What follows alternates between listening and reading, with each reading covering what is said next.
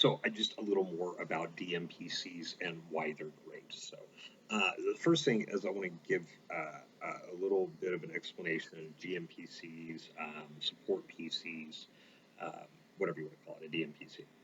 And I want to talk a little bit about how to use them right because I said they're good, that they can be a very valuable asset. I want to talk about a couple of ways to use them. So one of the first things I mentioned was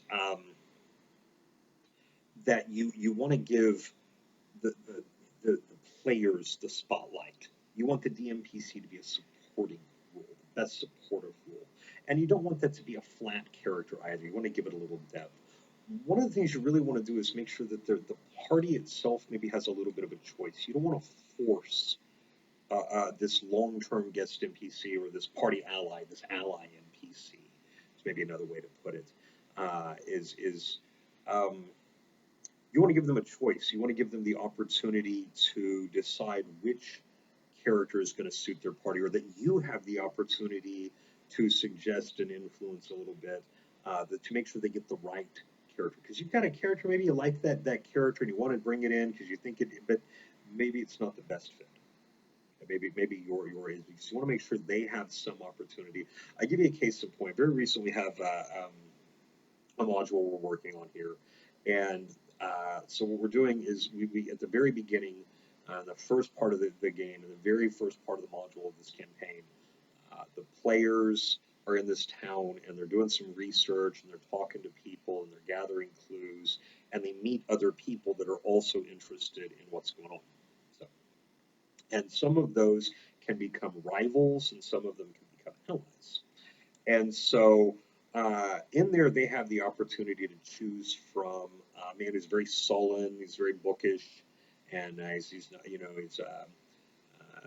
draws a lot of paper, is very introverted. And then there's another person who is another NPC who is she's very bright and chipper. She's very much a cheerleader. She's a go-getter. She's very motivated. She's like, yeah, we're gonna go do this. And she's very kind of rough and tumble, just kind of spunky, right? So, and then there's another one who is very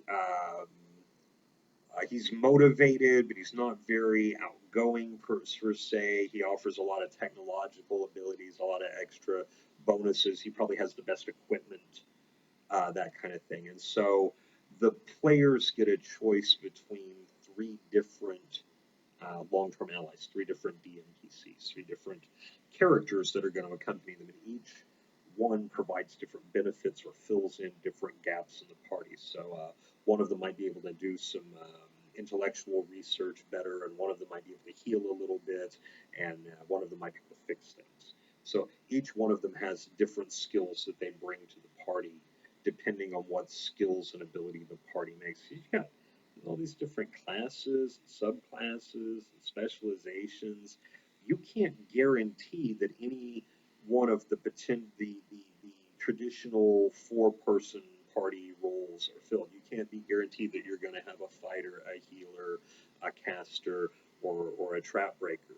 You're not going to know that you're going to have that rogue or that trap drifter. You don't know if you're going to have a utility caster, a wizard with all these spells who can bypass all these things and do all this stuff, or if you're going to have a cleric that can heal and make sure people can recover from poisons and hazards, and then you're going to have a fighter who can frontline and defend the party against strong foes. You just have no guarantee that you're going to have those or any other of the traditional fifth man or four-person party roles that are traditional to any of the tabletop role-playing games, especially when you go back to the earlier editions. So again, you have to be able to make sure that you can, if you've got a story and you've got an event or you've got a challenge that relies on having certain skills or abilities available in the party, then having this ally NPC, this DMPC, this party ally, this supporting role, this support PC, um, gives you that opportunity to do that, to bridge that gap.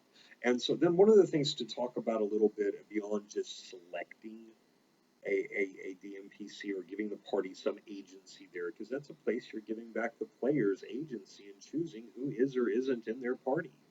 Maybe they don't want your really cool shadow katana wielding teleporter in their party. That's just not what they want. That they're looking for, that nature druid, that druid over there that's robo cousin of nature, and they want him in there for his healing. But give them some choice. Let them choose.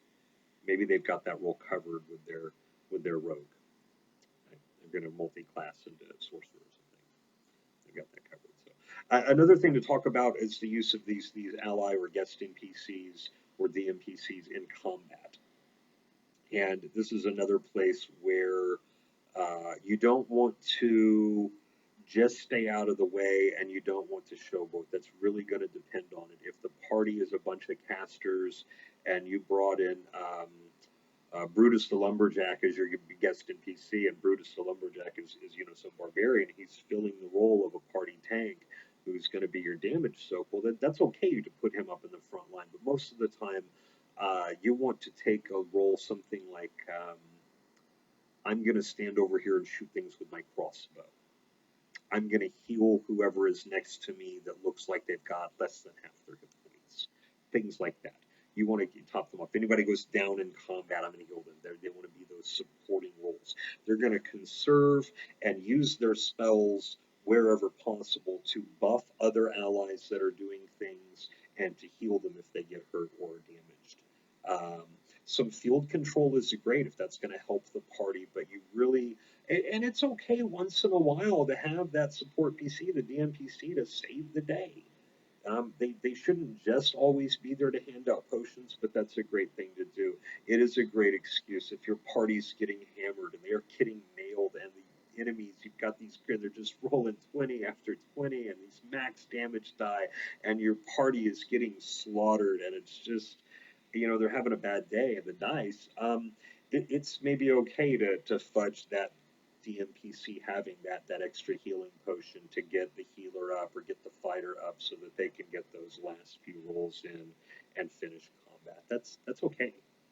That's fine, because maybe you don't want to end the campaign or end a TPK or end this story because the party just had some bad luck that day. That's how it goes, and that's okay. And maybe that's fine at your table. But sometimes, hey, maybe you want to just give them another chance. And again, this ally NPC or this guest NPC gives you a really convenient way to do that without breaking the narrative and having a celestial suddenly appear. Right? You don't need quite such a Deus Ex Machina to accomplish the same goal. So. I'm partial to maybe taking a rogue and giving them a crossbow. I've got a couple of DMPCs that do that in a couple of campaigns I run. Giving them a researcher, an intellectual type, maybe a bard that can inspire people is maybe a good choice. There's a lot of different options there. You don't really want that NPC, that ally to face for the party. You don't want them to do those interactions because then the DM's just talking to himself. That's no fun. So what you do want to do is give them character classes and subclasses that can help them. Hey, I stand over here with a crossbow and I shoot things, and if the fight, I'm going to shoot at things that the fighter is fighting to get that sneak attack damage, so that I can help the fighter kill that thing faster. And that's great. I stand over and shoot it with, or I'm going to stand over here and I'm going to heal things, etc. But those are in combat. Beyond that, in social and exploration.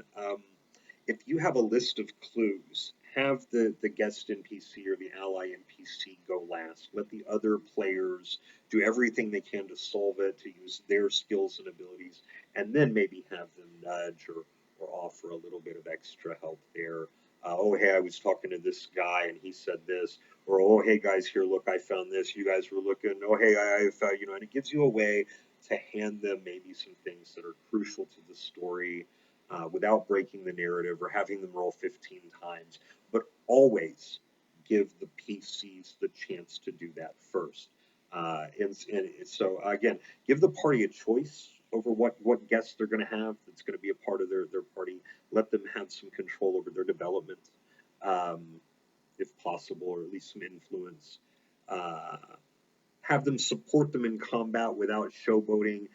Maybe once in a while they could show off if when they get a new subclass ability or they learn a new spell. Sure, let them show. But beyond that, out of combat when you're exploring, have them go last, and again, that gives you kind of a safety net there as a storyteller, as a game master, to make sure your party is getting the clues and information that they need to continue on your campaign without having to use too many wild excuses for how they got there. It is an incredibly valuable tool. Again, whether that's a DMPC or an ally NPC that's there from the beginning of the campaign to the end, or just one that shows up for a while and accompanies them temporarily. They can be very valuable. I use both. I use both regularly, and most of my players actually have found them to be an asset rather than a liability. So used poorly, as I've heard some of the horror stories out there. I'm sure that they have alienated some people. Used correctly, I think they're one of an incredibly valuable tool for dungeon masters and game masters to tell stories and guide parties on.